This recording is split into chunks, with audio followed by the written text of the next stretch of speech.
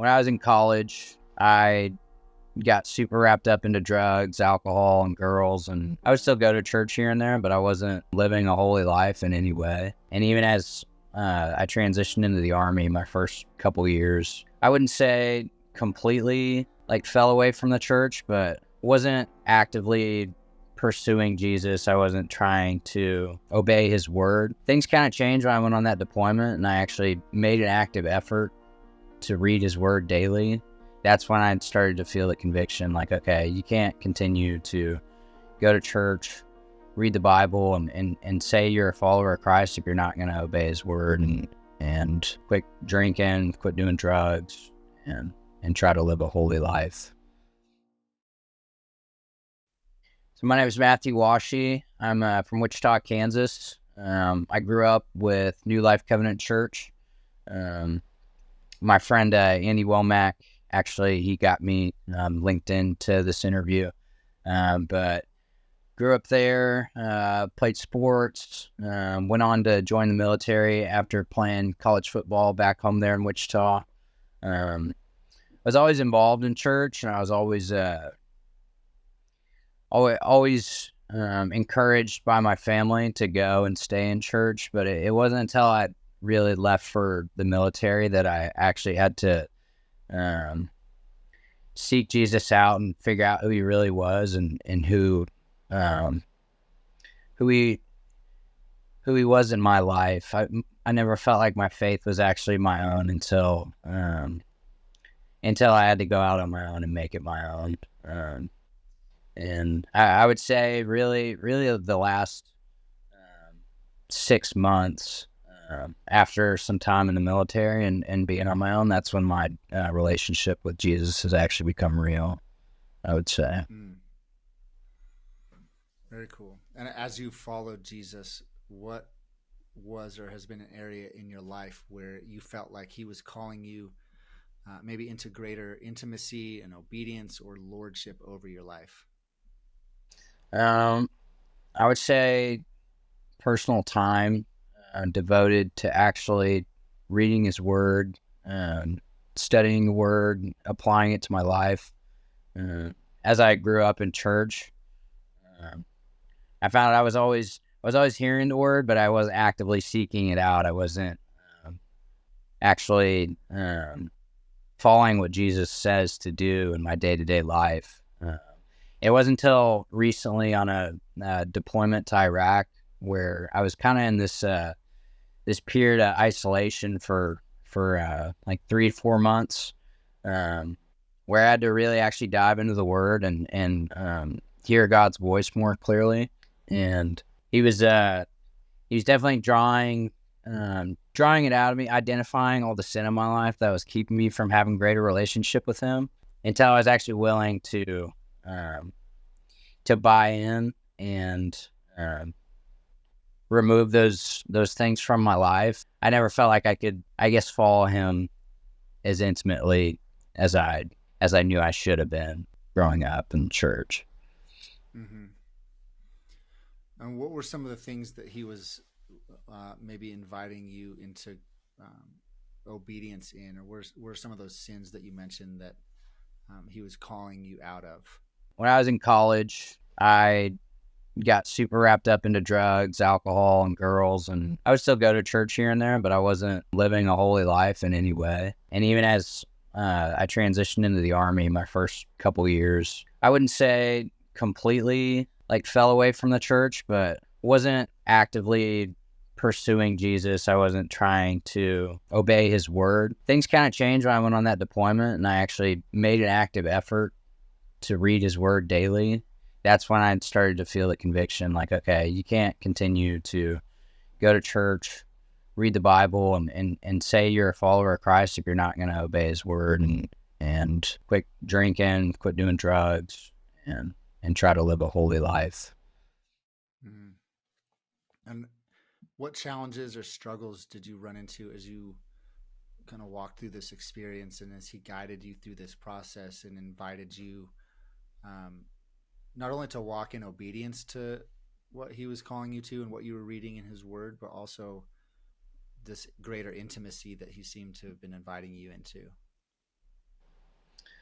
I would say biggest challenges are definitely just having to like modify your behaviors and your lifestyle, and frankly like lose a lot of relationships that with friends that you used to like do those things with. That's definitely the hardest thing, is when you kind of plant your flag and tell them, hey, this isn't the life that I want to live anymore. I can't go on living in sin like this. They kind of have two choices: to either like be motivated by that and ask you about your faith and why you're choosing to live this new lifestyle, or I found that a lot of them would turn away, and I don't have those same relationships or friendships anymore.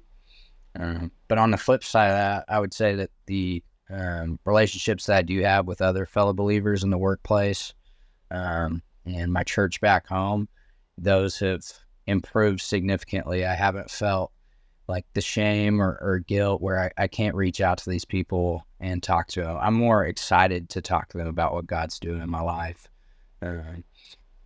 Actively seek those relationships out.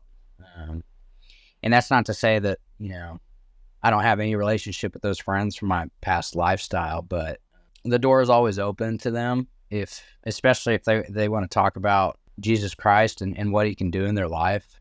But it's just that when you're not going out and doing the same things you're always doing with them, it's kind of hard to, I guess, maintain that friendship if they're continuing to walk in that lifestyle. So that's probably been the biggest challenge, I would say, is choosing which relationships to continue to pursue, I guess. Mm-hmm. And what has happened as you've walked in obedience to this invitation and this call? And maybe what did you find out about yourself, and what did God reveal about himself through this process? Just that he's enough. He's faithful. He really does honor obedience. He is good. Growing up in church, it sounds so obvious. Like, yeah, we know God's good. But until I really just experienced his presence by getting sober, for one, that was such a huge healing that he did in my life. Whereas before, the guilt and the shame and just just that lifestyle I was living, I never felt like I could actually have intimate relationship with God. And that's not to say that anyone who struggles with drugs or alcohol doesn't have a relationship with God, but it's just for me personally, knowing that I continued to choose to disobey him and not have a relationship with him, it was hindering my faith and my ability to hear God's voice. And now I actually actively want to pursue his word. And I understand that it's actively transforming me and correcting me. And I think that was the biggest shift for me, was realizing that spending time in his word and actually getting to know who he is what changes us from the inside. Yeah, that sin was kind of putting up a barrier and wall between you and your relationship with the Lord. Absolutely. Would you say that saying yes to this journey and this invitation cost you anything? I would say friendships, and maybe, probably friendships and social status, but it's not like I'm truly losing. What have you learned through this process? I've learned that it's not easy. I've learned that I've learned which relationships are worth pursuing, which the people that truly care about me, my church family from New Life, my church family here that I've met here on Post, on Hunter. There's a group called Navigators, and they do ministry all around the country on different army posts. But there's a great group of guys that have always encouraged me to come to study and maintain a relationship with the Lord. And I found that when I really embrace those friendships and spend more time with those guys, they're the good accountability partners that I need in my life to keep me on track, and they're actually actively praying for me and making sure that I'm staying on the right path, doing the right things, whereas the old relationships and friendships would just lead me down a path of sin. How's your life different after answering this call and walking in obedience to King Jesus in this area?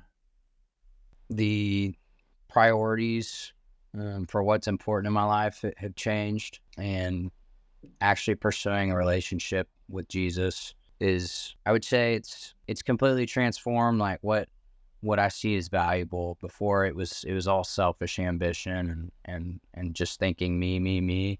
Now he's shifted my focus on what can I do for other people, and how can I serve, be part of my community, be part of my church. And every day I feel like he's transforming my spirit, my mind to focus on the things that truly matter.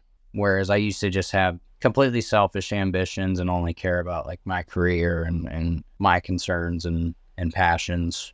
And so he's transformed my priorities and my view on what actually matters. Thank you for sharing, Matthew. Last question as we wrap up. Who is Jesus to you? Jesus to me is a dear friend, the savior that I don't deserve, but I need. Someone who is always willing to listen and lead me when I'm on the path to self-destruction. I guess I'd say that proper azimuth to lead my life to where I know I need to be walking. Yeah, I would just say he's my savior and my best friend that I can actually depend on when I feel like no one else is there to talk to. When I was on that deployment to Iraq, and I was in this, I had this position where I was kind of working like the graveyard shift in the jock, and it was a lot of my infantry buddies, they got to go forward and go to different like outstations, and so they were it's kind of like a period of isolation where I didn't actually feel like I didn't have much human interaction. So that was really an opportunity for me to cling to the word and spend time with God daily and just ask him for healing from this culture of drugs and alcohol that I'd fallen into and felt like I was stuck in and could never be freed from. And I have a pretty rough family history when it comes to drugs and alcohol, and I just want to say, by the grace of God, those strongholds have been broken. And if you just ask him for the healing and the help you need, he knows what's right for you. He's going to do it for you 100% of the time. And if it's wrong for you, then you might not be asking for the right things. But if you seek out healing and you just ask him for that help, he's going to give it to you. And it may not be easy, but I just found that when he lifted that chain, like those chains of addiction off of me, it's just been the most freeing thing that I've ever experienced, and I don't have to walk in that addiction anymore, and it's just been so amazing. Coming back to being on that deployment, it was a very like lonely, isolated time, but it was also a very, very impactful time where it forced me to seek him out, to turn to him when I didn't really feel like I had anyone else. That was really a transformative trip for me.